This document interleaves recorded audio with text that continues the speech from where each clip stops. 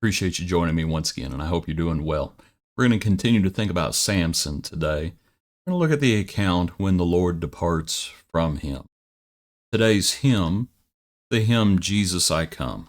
Out of my bondage, sorrow, and night, Jesus I come, Jesus I come, into thy freedom, gladness, and light. Jesus I come to thee. Out of my sickness into thy health, out of my want and into thy wealth, out of my sin and into thyself, Jesus I come to thee. Look at the other verses. Out of my shameful failure and loss, Jesus I come, Jesus I come. Into the glorious gain of thy cross, Jesus I come to thee. Out of earth's sorrows into thy balm, out of life's storms and into thy calm. Out of distress to jubilant psalm, Jesus I come to thee. Especially the third verse. Out of the fear and dread of the tomb, Jesus I come, Jesus I come. Into the joy and light of thy home, Jesus I come to thee. Out of the depths of ruin untold, into the peace of thy sheltering fold.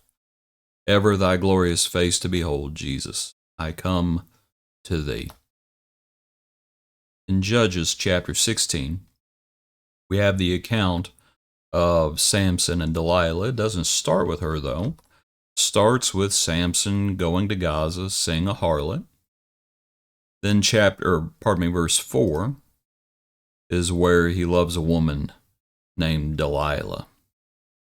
And we know what's going to happen as the Philistines bribe her. Verse 5, to entice him and find out where his great strength lies. So, like before, you see what Samson did. Let me, as I say that, let me mention something.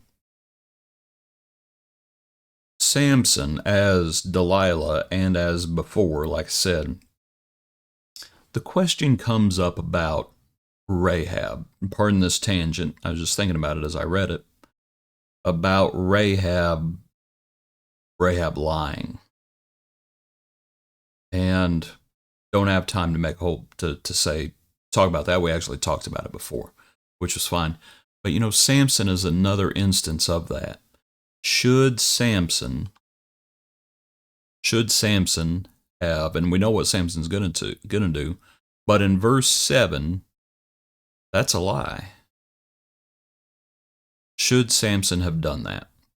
It's an interesting question. Might just add that to the list of, the Rahabs and things like that, where that question comes up. But anyway, Samson, she keeps nagging on him until finally, she pesters him daily with. Let's start reading in verse 16. Came to pass when she pestered him daily with her words and pressed him so that his soul was vexed to death, that he told her all his heart and said to her, no razor has ever come upon my head, for I have been a Nazarite to God from my mother's womb. If I am shaven, then my strength will leave me, and I shall become weak and be like any other man. When Delilah saw that he had told her all his heart, she went and called for the lords of the Philistines, saying, come up once more, for he has told me all his heart. So the lords of the Philistines came up to her and brought the money in their hand. Then she lulled him to sleep on her knees and called for a man and had him shave off the 7 locks of his head. Then she began to torment him, and his strength left him. And she said, the Philistines are upon you, Samson. So he awoke from his sleep and said, I will go out as before at other times and shake myself free. But he did not know that the Lord had departed from him. Then the Philistines took him and put out his eyes, and brought him down to Gaza, and they bound him with bronze fetters. He became a grinder in prison. I was thinking about our hymn, Out of My Bondage, Sorrow and Night. And I was thinking in this sad picture of Samson, here towards the end, not completely the end, we'll talk about the end tomorrow. But without the Lord, what do we have? Without the Lord, we have no strength, because the Lord is our strength. This is how it was with Samson. When the Lord departed from him, his strength departed from him. Why do you think his strength left him? It's easy to say, well, because of his hair was shaven. But we might consider, I wonder if he didn't start trusting, when he says trusting in his own strength, when he says, I'll go out like before. Nope, the Lord has departed. They put out his eyes. Without the Lord, we cannot see. Without the Lord, we are as blind as a bat. That's just how it is. It's the Lord. It is the Lord who gives light, because the Lord is light. It is the Lord who illuminates. And without the Lord, we just go from ditch to ditch, the blind leading or the blind following, and disaster awaits. That's how it was with Samson. They put out his eyes. He could not see what was coming. He's just having to go round and round, grinding in the prison.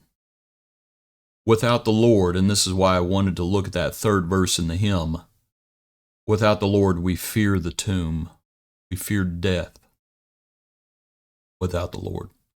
And if we fear death, we need to draw nearer to the Lord. What we need to do.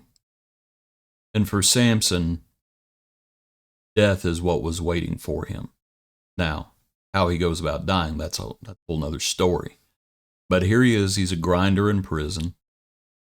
And Philistines, they're making some mistakes, aren't they? But regardless, we think about where we are without the Lord. We think about where we are if the Lord departs from us. We think about where we are if we depart from the Lord. No strength, blind, and just death awaits. And without the Lord, we know what's on the other side, or we should. Have to take it seriously, don't we? Appreciate you. Hope you have a good day. Join us tomorrow for another portion of our daily praise.